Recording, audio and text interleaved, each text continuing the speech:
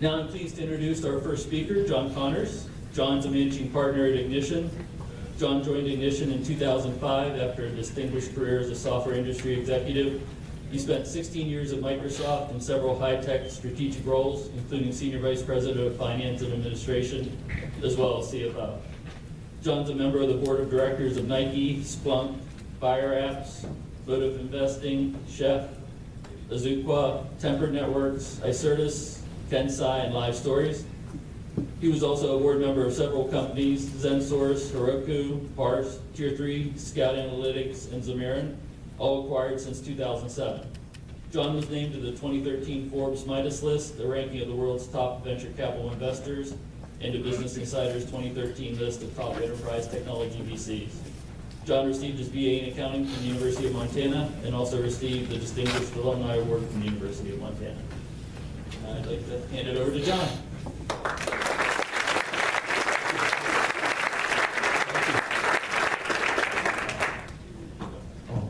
I think I'm mic'd up, so I'm good. Well, first of all, it's a real pleasure to be here, and what a great turnout, and I can't believe how familiar this room feels. I haven't been in it since 2005 when I left Microsoft, but I can remember giving many presentations in here.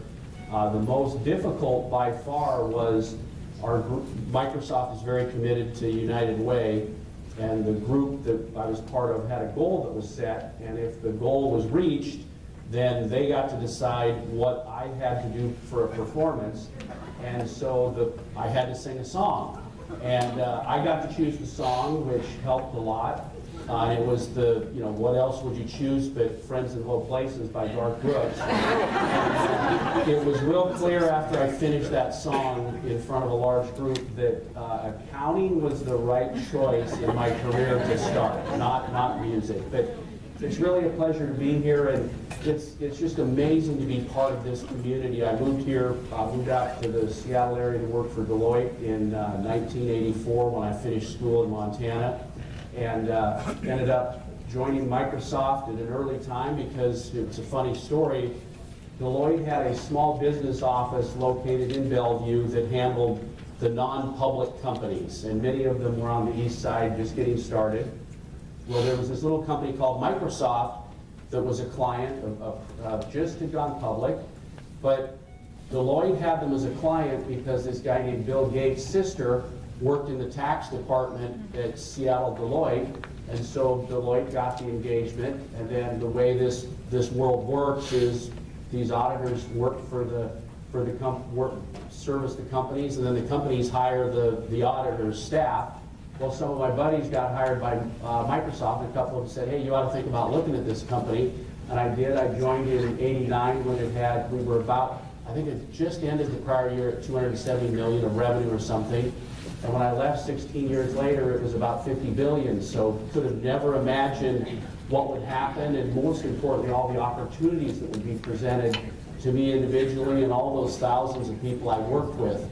Even better stroke of luck, besides joining what became one of the most important companies in the world, was getting into technology at a very early stage of technology's growth.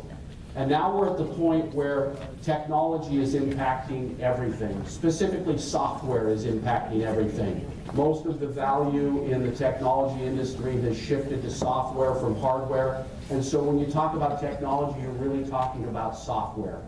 And what I wanted to talk today specifically about is what's really happening with markets, with industries, with companies. The second thing is why it's so critical that businesses transform. And I think that would be pretty obvious. And then finally, what is artificial intelligence and how does it help disruption? Because we're just in the very early stages of machine learning and artificial intelligence being applied to business processes and to customer interactions and to product development. But the first thing to really stop and think about is, well, what's really happening in very large industries?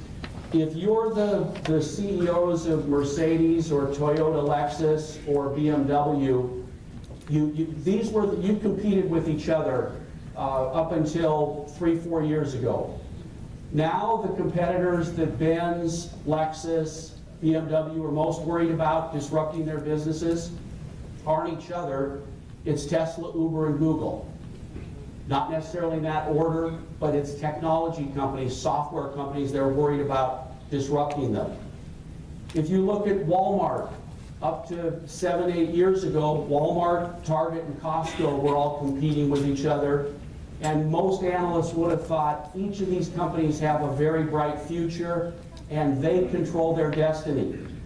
No longer. The overwhelming force in all of retail is Amazon in the US and in certain international markets, and Alibaba in China, Southeast Asia, and other areas where they're planning to move. You probably know a fair amount about Amazon. Alibaba is another company you should study. Effectively, what happens in China is whatever industries, whatever companies here become big and are important, there will be a Chinese counterpart. Most of the business model is copied straightforward, then innovated, and there's a constant race to improve. There's also a major problem the U.S. and the West has with China, and that's the theft of intellectual property. And that's the heart. What's the heart of the trade dispute. So if you read all the stuff about the tariffs and blah blah blah, what it's really about is the theft of intellectual property and the enforcement of rules around the rights of ownership of intellectual property. And in China, the rules are quite different, and the theft of American intellectual property is massive. So this fight's not going away. Dig deep to understand it, because that's what's at the heart of it. If you look at the content and media business, what a shift we've all seen. These were recognizable brands that largely delivered what we consumed. That's been turned upside down. Now, the content companies and distribution companies are all jockeying for who is going to get that subscription from you and who's going to make money on that subscription. If you look at payments, we're just in the very early stages of major disruptions to payments. These three companies have the vast majority of share, or four companies of share and technology leadership. That's now been all tipped upside down. It's very interesting in China how much farther along they are on digital payments than the US. But in terms of financial services and payments, very big disruption, all being led by software companies. The other thing that's happening very rapidly is the large players are getting replaced quickly compared to past decades. I don't know if you saw this week, but GE fell out of the Dow 30 for the first time in, 100 years or something. If you look back in 1955, companies that were in the S&P 500 had a 55-year lifespan in that ranking. 2015, that lifespan is down to 17 years. There'll be a bunch of brands that we recognize and that we've known, particularly if you're more my age and the age of most of the people in the audience, there'll be a bunch of brands that we've grown up with that will be eliminated from the S&P 500 over the next 5 to 7 years, and it will surprise all of us. But the rate of change is happening very dramatically, and it's all being driven by software and disruptions to business models as a result of what software is enabling to be done. It's really reflected in the valuation of the top companies in the world. And I think this is a really interesting chart. It starts in 2001 with the top 5 market cap companies in the world, and then ends in 2018 with who are the top 5 companies. You see a dramatic shift in that period of time, and the dominance in the market cap of the world is all around software and technology companies. I just look at this list and I think, well, to me, I think because I invest in software for enterprises that businesses buy, I think of Amazon and Microsoft as the 2 most important companies in the world going forward. Apple's clearly very important, and they make a great deal of money, but I don't think they're going to have the same impact on changing the world and changing business, and that multiplier effect is so big. But it's pretty easy to see why Apple is the most valuable company in the world. because I just brought these in today. And I think about every 2 years, they get me to spend somewhere around $6,000 to $8,000. And the minutes per day I spend on any type of device, these two things dwarf everything else.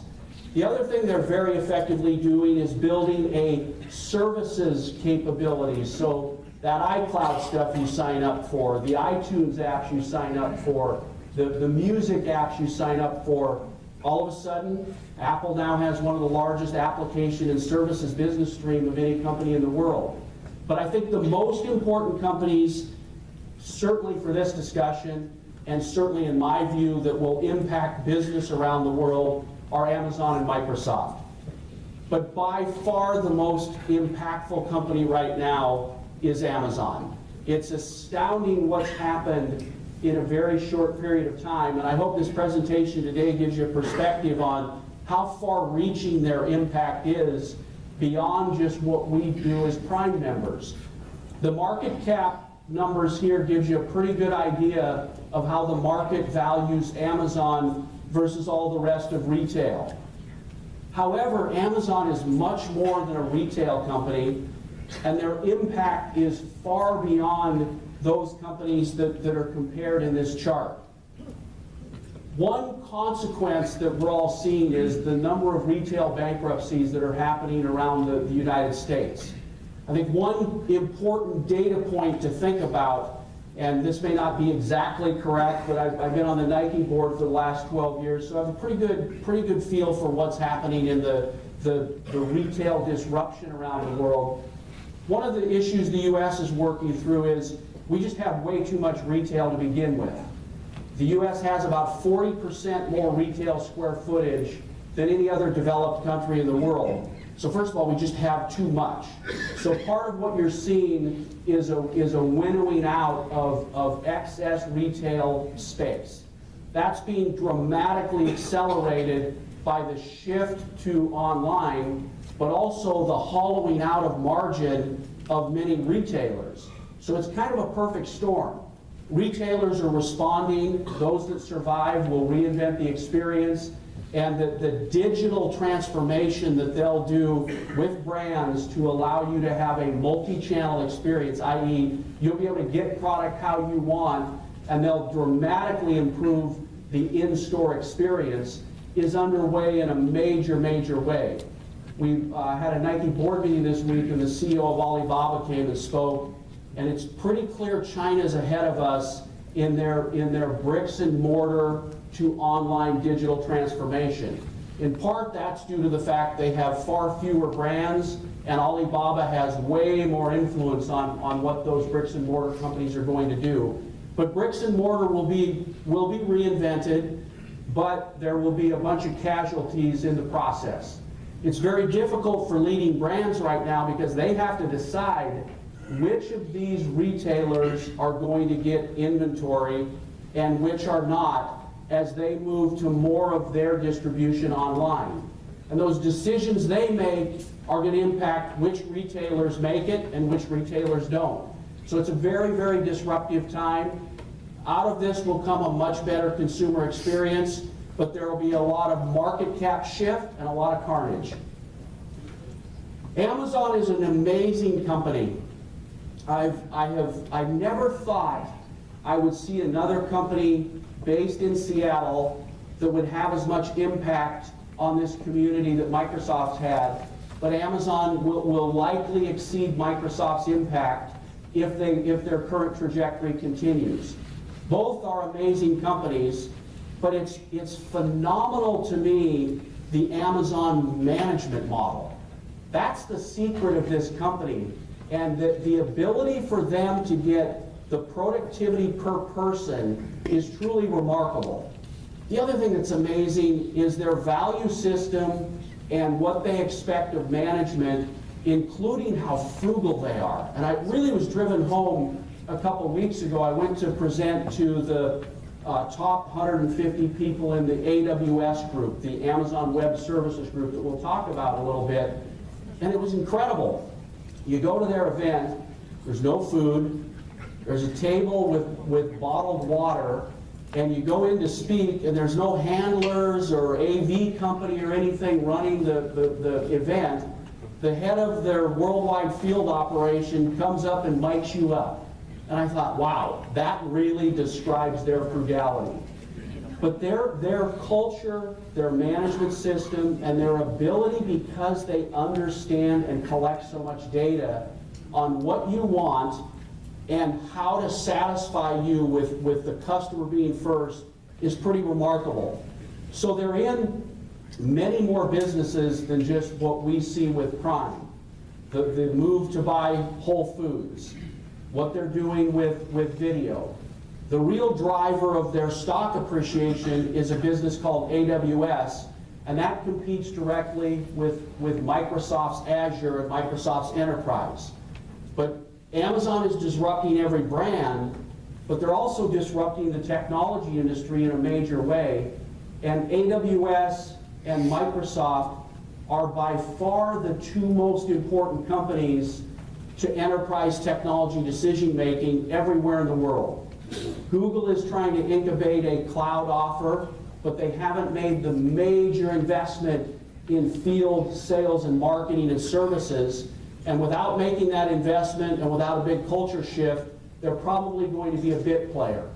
Both AWS and Azure are going to be incredibly successful in reinventing the way enterprise computing is done, but most importantly, taking massive amounts of market share from IBM, from HP, from Dell, from Cisco, from Juniper. When you think about storage, computing, networking, those are now all commoditized because of what Microsoft and Amazon's AWS are offering. So a major, major impact. Here's an illustrative example, but also a challenge Amazon has. So Amazon announces it becomes rumored that Amazon is going to enter the pharmacy business. So what happened to Walgreens? Their stock took a major hit. If you look at the day after Amazon announces they're going to buy Whole Foods, you can see what the impact was on that entire sector in terms of what was expected. The first thing I thought of when I heard about the announcement of the Whole Foods acquisition is food's going to get cheaper and customer service in grocery stores is going to get better. Will there be a bunch of carnage? Absolutely. But they'll force everybody to be better. Backing up to the previous slide with Walgreens, also this slide here. So on the one hand, Amazon is in retail, they're expanding, they're disrupting retail. On the other hand, all those companies on this list and Walgreens represent large vertical industries to date. Do you think these companies that have the big negative red are very excited about buying cloud services from AWS? Not so much. So a lot of industries now are making the decision, we will not buy AWS, we are only committed to Azure because Microsoft won't compete with us. So that's a common thing you're going to hear the next 10 to 15 years is many vertical industries that Amazon competes with or influences in an outsized way will move to Microsoft and Azure because they don't want to give Amazon any more strength. Think about if you're a brand today. It's amazing what's happened with the shift to Amazon. 5 years ago, about 90% in the United States of all the product searches online happened on Google or eBay, with the overwhelming majority on Google and eBay. And when I say product searches, that's for physical atoms, things made of atoms that get shipped in a UPS, FedEx, or USPS truck. 90% of those searches in the United States online happened on Google or they happened on eBay. Today, about 72% of product searches for physical items made of atoms originate on Amazon. So the reason you're seeing so many more ads when you use Google is they're losing more and more of the high-value product searches to Amazon. And many people go to Amazon to search on what did people say. Those reviews are unbelievably valuable. They go there to price shop. They go there to compare. If you're a brand, Amazon's not the greatest partner in the world to work with. They don't give you the sales data of who bought your customer, who bought your product. They won't guarantee that they'll get rid of gray market stuff that's on their site, and they won't guarantee that they won't dump the inventory they hold of you into a into an aftermarket. So if you're a leading brand, the world that you used to have a lot of influence in at retail has changed dramatically. The search is on Amazon, the terms of distribution are dictated by Amazon, and they have all the customer data. Well, when you get into having all the customer data, what you can do with that if you're sophisticated is pretty darn powerful. So there's very positive things that are happening in terms of the Amazon impact, but also many industries are now aligning with Microsoft as a result, and Microsoft's done a remarkable job of closing the technology gap on the core cloud services that AWS that compete with Azure. So why do companies have trouble responding? And they all have to respond, including every company in this room. In one way, shape, or form, your organization has to respond. And respond is not spending more time on Snapchat, on Instagram, on the idiotic thing called Facebook. The amount of time young people are wasting on those products is sort of astounding. We have data in a company that I'm involved with that people between the ages of 15 and 24, the estimate is they spend about 9.5 hours a day on these phones or watching TV. These kids they're bound for real big problems, because at the same time you have 300 million people, of the sharpest people from around the world, all want to work in this country or want to work in industries that this country dominates. So big problem. What you really have to think about is fundamentally, how are you understanding your customer? What data do you have with that customer? And how do you improve your connection to that customer? People can now get all kinds of information about your company, about your brand, about your offer. And so really understanding that customer, but more importantly, moving very fast. There's two big problems. Part of it is will, and part of it is skill. But the most important thing is the will. It's amazing how many companies, execs and leaders, don't move fast enough and don't embrace change. The second thing is, it's amazing how many companies are short-sighted and let middle management or the skills gap they have in terms of moving faster with technology and moving faster with organizational change allow them to be hobbled. It's a real problem in the non-tech space, and it's part of the change Amazon's driving is they move so fast. Part of what you'll see if you follow what all CEOs are talking about in their earnings call, almost 100% of them will talk about how they're trying to double their speed. The second thing they'll talk about is technology. But it's both a will at the top and a skill through the entire organization, and then you also have to have the technology capability. Here's a perfect example of what is now a former CEO of Blockbuster. Neither Redbox nor Netflix are even on the radar screen in terms of competition.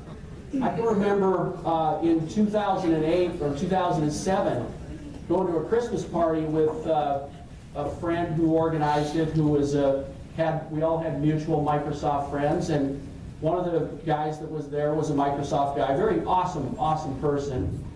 The iPad was just starting to happen, and I remember asking him, hey, blah, blah, blah, I don't want to say his name, what do you think of the iPad? And he was so dismissive. He was, it's just you can't print, it doesn't have a file system, it's a niche device. And I said, really? Maybe it is, but you know what I found is that since I bought my iPad, I'm spending 80% of my time in front of that screen versus my Dell PC. He goes, yeah, but that'll change. You'll grow tired of it. And maybe I'm an exception because I don't create much anymore. In fact, including these slides, Cameron from our team is here who actually knows how to think and create things. But I'm mostly a consumer of information. Well, it's sure a darn good consumer consumption device. And you know what? Now you can print from it. And it also has this file system called Box or Dropbox or iCloud or SkyDrive or, there's like 8 alternatives. This is the biggest problem your organization has, is the Jim Keyes mentality. If you think nothing will disrupt you, you are 100% wrong. So the need is big. There's 2 things really driving the change. The first is these things, these supercomputers that you now buy for $1,000 or less. So at the click of a push of a button, you can buy anything in the world, you can get access to anything in the world, fake news can spread all over the world instantly. I mean, it's nuts, really, how much these things have changed the world. The second thing that's changed the world is the ability to aggregate and manage enormous amounts of data. Quantities of data that are so vast, most people can't even imagine how much data these large companies have and how they're using it. People also can't imagine how much data companies that haven't transformed have, but are not using it effectively. So the 2 key elements here are reaching the consumer, your customer, in a clear, authentic, concise way. The second thing is having very good data about your customer and using digital transformation to reinvent how you run your business. These things happen in waves, and it's been so fun to have joined this industry. I'm kind of at the end of the run because A, I don't want to spend as much time on it, and B, it's just so hard to keep up. It's just so hard to keep up with how many open source projects there are, and how many companies there are, and how many people there are in impacting different spaces. But the waves have happened in big stages, and now we're in the largest, most disruptive wave by far, because it's going to impact every business with lots of employees and lots of highly paid employees. So it was really interesting, the trivia questions about John Deere and how advanced John Deere is on their engineering inside their tractors and combines, which is all great, except like I grew up in a rural area of Montana, and the ranch that we're partners in, we got a couple John Deere things. Well, it's awesome until it doesn't work. And then you got to have somebody come drive 50 miles to fix it because there's no way you can fix it. So the transformation of how all these businesses are working because of software is just amazing. This wave we're going through will affect every single industry, every single company fundamentally. Companies are responding fast. They're not sitting still, they're not doing nothing. This is an illustrative example of the research outpost springing up in Silicon Valley. There's also a fairly decent representative sample of companies that are opening up research outposts in the Seattle metro area.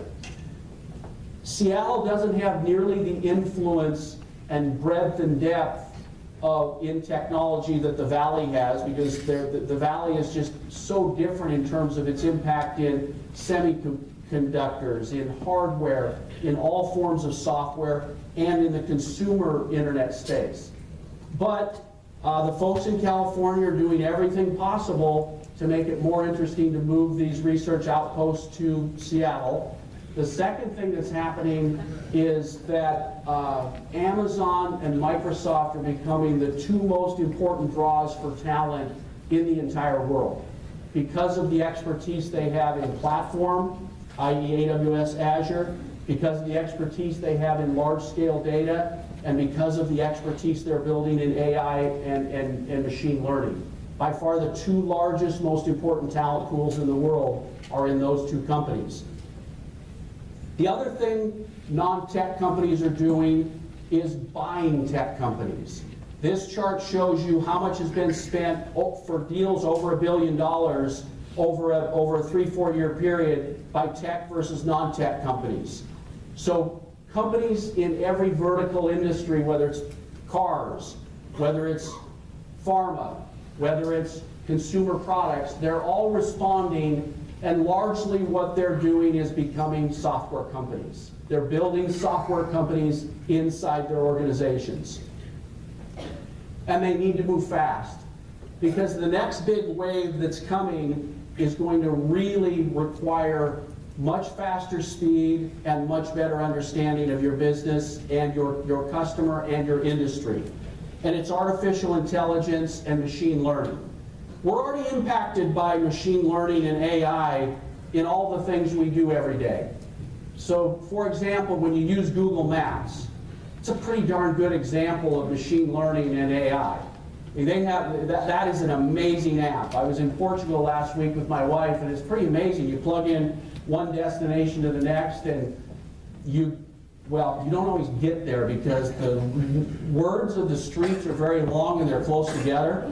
And meters is how far is a meter? But anyway, they were accurate.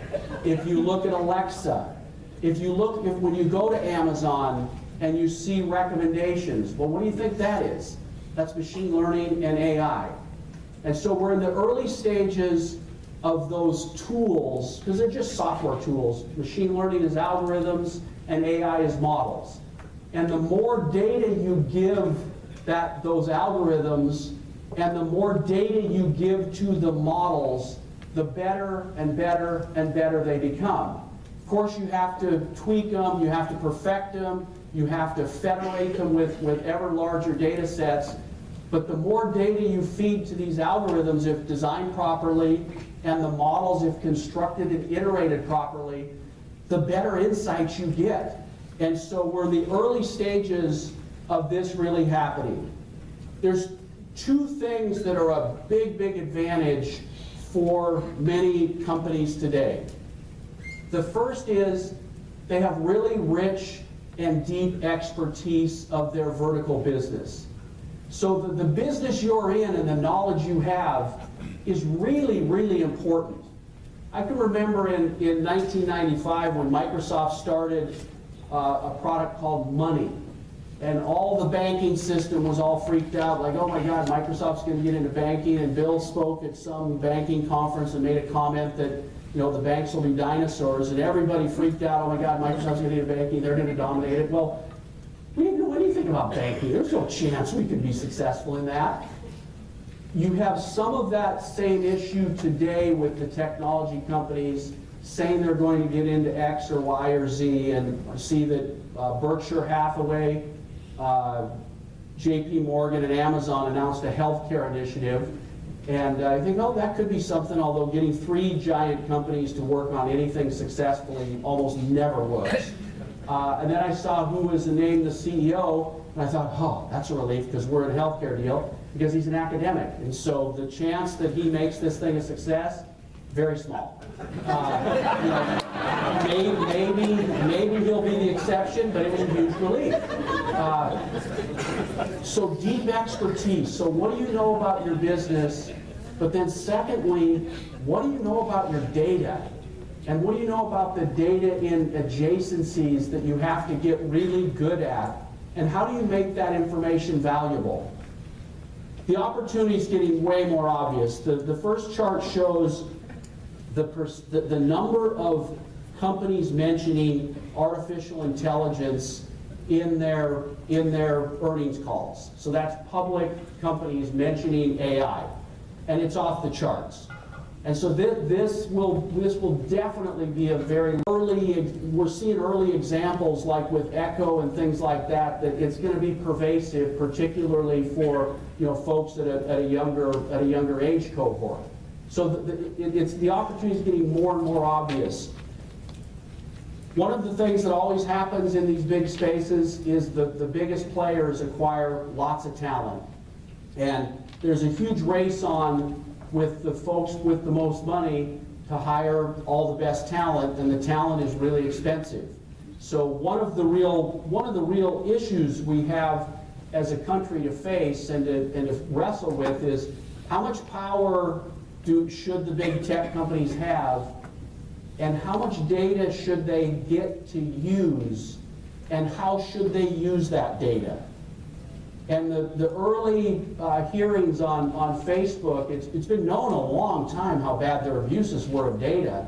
And you know, you've got a 30-page user agreement that nobody reads, but Facebook, for every human in the United States, they probably got at least 30,000 data points on you, even if you've never signed up for Facebook.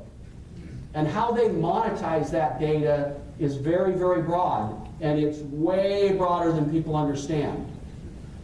How big should these big companies get, and how much dominance should they have? That's a really big public policy and question in the country that's going to get wrestled with over the next 4 to 5 years. But they're acquiring lots of the talent to lead this AI thing, and between Google, Apple, and Facebook, they have lots of data. Apple is a really good example of a company that is very, very clear that they do not share your data, they do not use your data in ways you don't know about. Tim Cook has been way out ahead of the rest of the pack, and you can hear him talking about his brethren in the Valley, about their abuses of data, and the worry obviously is that the abuses of others will force a regulation on everyone that is very, very not good. It's similar to the Sarbanes-Oxley legislation that people in here that are familiar with public companies have to deal with. A few bad actors, Congress passes a bill that requires hundreds of millions of hours and tens of billions of dollars over the last 15 years on compliance for all the people that didn't do anything wrong. So that's what Apple's worried about is, where is this going? Because it's clear the policy changes are coming. Europe is way out in front in terms of data privacy, and China is just a whole different realm because there isn't a lot of data privacy laws, largely because they have a whole different government system that, well, you should study it. It's quite different, and it helps their companies that are state-backed move very, very fast compared to our companies. There's no antitrust, there's no collusion, so these companies get very big and very powerful, and they're highly aligned with the state. This phenomenon, AI/ML, will transform every industry: manufacturing, insurance, pharmaceuticals, financial services. I thought it'd probably be easiest just to give you some examples of what are we investing behind it. We've made a real conscious effort to try to find those companies in vertical industries that are doing advanced analytics or advanced business digital transformation that can really help us have superior returns because they're highly successful companies. One is a local company, Kensai. The two founders are both from India. One ended up at UW as a data scientist. The other one ended up at Microsoft. They knew each other as little boys in India. Everybody from India that I meet tells you I was from a little village, and it's like, well, how big was your village? It was like 5 million people. But two co-founders, really neat guys. What we're doing here is using ML and AI for predictive scenarios in healthcare. So for the U.S. Army, for example, they want to deal highly competitive against very large players to predict who will have congestive heart failure. And some of the data is the data from the healthcare system, but a whole bunch of it is information about, well, who's going to take their medicine right, who's going to show up for an appointment, how close do they live to a healthcare provider. These guys predict emergency room demand planning. They predict how many conflicts and issues will there be with prescriptions that people are taking. Who's going to be readmitted to the hospital and when and why. So very, very interesting. Their biggest competitor is IBM Watson, is probably the top company that they face. Good prospects. Microsoft is a key partner. They built on Azure. The Microsoft go-to-market engine is unbelievably powerful. BotKeeper is a Boston-based company, and they're doing AI for accounting for small businesses. And it's a layer that sits on top of Intuit or whatever your small business financial package is, and then gets to see the patterns of what you do, and then gives you insights into your business real time, along with accounting in the way that you would that large companies get. Off to a really good early start. Big challenges: how do you onboard small companies cheaply and cost effectively and seamlessly when they have very little staff? Tractable is a company we sourced out of Cambridge in the UK. Cambridge University has a really strong AI capability, and there's not nearly as much venture awareness of those companies, so we were able to find this one early. Very interesting. These young guys, one is a guy from France and the other guy is a guy from Lebanon. They got access to, through a partnership, a data set of 450 million auto accidents from around the world. And that's a big data set. You can learn a lot on that big a data set. And so what they're able to do is, with a picture, a claims rep from they have about 6 very large insurers around the world now either using the product or trialing it. With a picture, a claims adjuster can get a very quick snapshot of what exactly the repair should be based on these 450 million images they have around the world. And it saves a lot of time. The ultimate goal is you would never need a claims adjuster. And then secondly, what the property and casualty companies want is they want to be able to join the data on claims paid to get you directed to the places that aren't committing fraud. There's a very big problem in the car repair business. Is there's just a lot of fraud in the repairs because the adjuster can't get quite right what the claim is. Things get added on in the repair shop, or you have all this data of all who commits the violations. You know, who has all these excessive repairs or odd combinations of repairs, and if we have all the data in the world from all these insurance companies, we can give them pretty good insight into where they should direct that claim. So could be a transformational opportunity, and the early indications are it could be a big hit. Another local deal we have is something called iCertis. Super enthused about this company, and it's a contract management for the enterprise. If you think about managing contracts before you could put them in the cloud, i.e. in one place that anybody could access, think about your own business today, and you probably you might know where all your contracts are. You'd be way more organized than me, because I sure have no idea. And then, is that contract on a file server? How many PCs it's on? When has it been changed? Well, this allows you to have a cloud-based contract management that if you have one change you have to make for the whole world in 40 languages, boom, you can make it. If you want to see which clauses in a contract got changed the most or edited the most, you can do a search, and all your contracts for whatever is loaded into the system, you can get. You can auto-generate key clauses. Company's done really well. Their largest customers are Microsoft, Daimler-Benz, Google, Johnson & Johnson. Hopefully we're closing a large manufacturer here soon, and we're trying to close its #1 competitor that is in Europe ahead of them to kind of push them along. But the ability, once you have all this contract information, to transform the way companies do business processes, because inside these contracts there's a whole bunch of valuable data, like what was the price, what were the terms. That stuff changes and gets lost and is highly manual between the contract and the ERP system that transacts it. So all what we focus on here is large companies that have very complex environments, and we're working to transform those. Those give you examples of early stage companies that are working in accounting, that are working in the insurance space, that are working in healthcare, that are working across horizontal spaces to help companies transform. The things I'd like to close with are just first the Amazon effect. Amazon's is getting a lot of heat. They're going to get more heat, largely because they're so darn successful. It's just incredible what they're doing.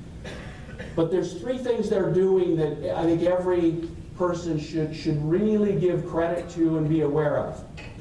The first is most transformational company we've ever seen in terms of their impact. I don't know anything, I was trying to think of what was close, Cameron and I talked about it, but by far the most transformational, impactful company we've seen. The first is, it makes it so much easier to start a business because you don't have to have an IT staff and you don't have to build any technology. You just start writing your application on AWS at low cost, and then as it gets larger and larger, it becomes large cost. Secondly, retail is being completely transformed in a fundamental way. Alibaba's doing the same thing in China. Flipkart, maybe a little bit the same in India, but India is just not nearly as advanced at retail as China. But Amazon is transforming retail. Most importantly, though, they're forcing everybody to be relentless about the customer experience. That's what they're changing. And what's really, it's so gratifying to see that Microsoft is back as a world leader, but would that have happened without Amazon and AWS? Maybe, just would have taken longer. So the driving force, I think, behind what's happening in the resurgence of many companies is, wow, Amazon, Uber, Airbnb, these things are fundamentally changing industries, and people get that. So here's what I would really think about. Really think through, hey, what is this disruption going to do to my business and how? And study it really, really deeply, because if you're dismissive, that's probably a really bad idea. The second thing is, how well do you understand the data in your own business? Is that an IT thing, or do the business decision makers really understand the data in your business? The next thing is, you have a huge home field advantage. If you're building an app, either Microsoft or Amazon. If you're an existing business, Microsoft is your go-to partner. They have a far better partner-friendly organization, and they have just a way larger field organization. When I spoke to the AWS team last week, I said, I think it's amazing what Amazon has done generally, and what you AWS team have done specifically. And it was really clear in the cloud both Microsoft and Amazon are going to be the two big winners. They're the two most influential companies in the world right now in technology, in business. And you can't go to a board meeting in any industry where Amazon doesn't come up. It comes up in every board meeting, in every company, in some way, shape, or form. Microsoft has done an amazing job to get back to parity, or close to parity, with AWS on capabilities. But what I shared with the AWS folks, I said, you guys won the first round of this cloud war, but Microsoft, I think, is ahead with Satya's strategy and is going to beat you in round two. And they're going to beat you because they're partnering with all these software startups and industry transformation companies and helping to make them successful. They're creating a win-win. And with AWS, I can't think of a single company that you guys have made a success. I could be wrong, I maybe don't have full information, but with Microsoft, they're deciding centrally who their partners are going to be, and then once they decide, they go to market worldwide, and you have the entire Microsoft go-to-market field helping these companies sell. Two of them in the example here, iCertis and Kensai. The challenge we have with Microsoft, we get more leads and more customer events and customers they want us to talk to than we have salespeople that can do it. Tractable, we're getting those guys to move from AWS to Azure as soon as the technology team from Tractable is convinced that the GPU compute capability of Azure is up to par. Then finally, find someone that can really help your company's technology and skill move faster. And it's probably, for small to mid-sized businesses, it's probably going to be a Microsoft partner. This area is really blessed with amazing system integration talent. Local companies, Point B and Slalom, Avanade are amongst the best in the world. Accenture has a large presence here, but for smaller, mid-sized companies, Point B, Slalom, Avanade, incredibly good. So with that, I'd just like to say thanks very much and enjoy your day, and what a fantastic place to have a conference, and good luck with the rest of the event. Thank you.